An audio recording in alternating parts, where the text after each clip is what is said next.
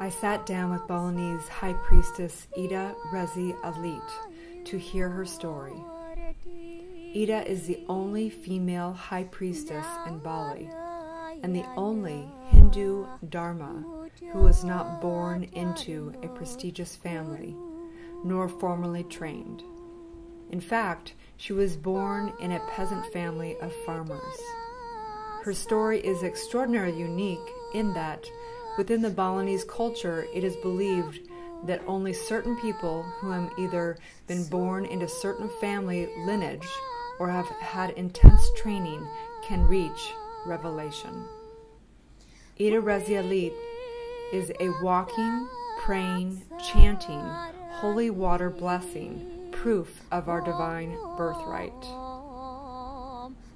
I was blessed to spend the day at her ashram Purwa Agong. She's building about 45 minutes north of Ubud, Bali, in the village she grew up in. Upon my arrival, we were guided to a meditation temple towards the back of her compound, where we sat on a traditional pink and brown pillows and began this glorious day. She sang chants to me, and we chatted about life, friends, and her journey. We bonded like long-lost girlfriends, born of divine. It was ironic to find out that we happened to know a few of the same people in the spiritual world back in the States. I knew I had met a sister. After the breeze had lifted our souls in connection, we journeyed over to her temple to begin the purification ceremony. She requested for me to take off my shawl and for me to allow whatever was to stream through me. She began the ceremony by first praying, then invoking spirit and connecting to source.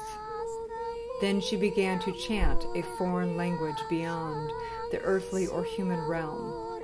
It was so lovely. It could be frightening if someone was not ready to let go and surrender to the unknown.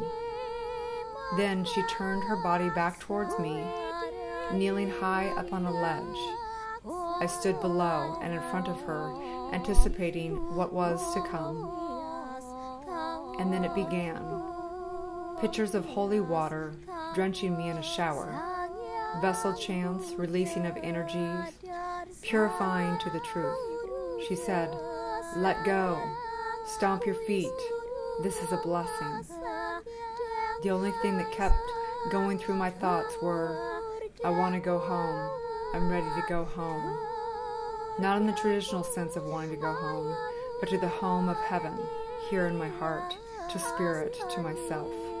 I was ready to experience my true self at an even deeper level. There's always another layer to this journey to self. As the ceremony ended, I felt something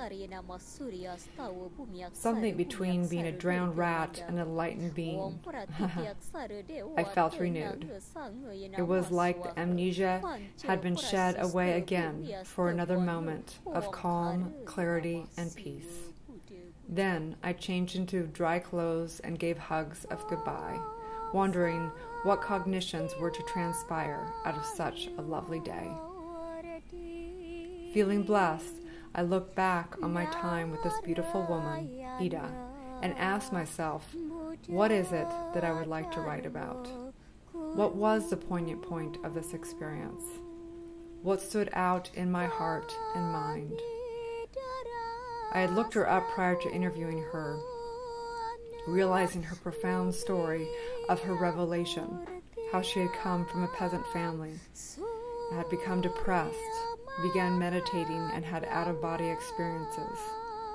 I had read how during a purification ceremony she went unconscious and then awoke with universal divine truths. I had read about her empirical journey, but this was not what I wanted to write about. It was so much more than her story. What High Priestess Ida Resi Alit represents is all of our story, our birthright. We all have the ability and potential of enlightenment at any moment. It is our birthright because it is who we are, divine. She represents the fact that no one has to be born into a prestigious family or go through years of formal training to have revelation. It is a choice. It is a blessing. It is our birthright. Sometimes it takes getting so depressed that we surrender to our higher power, or sometimes we just simply demand the universe to reveal itself to us, because it is us. Whatever the case, I would like to say thank you, Resi. Thank you for surrendering and praying to be used for divine. You are a shining light, a sister, a leader, a teacher. You are pure love. I am so blessed.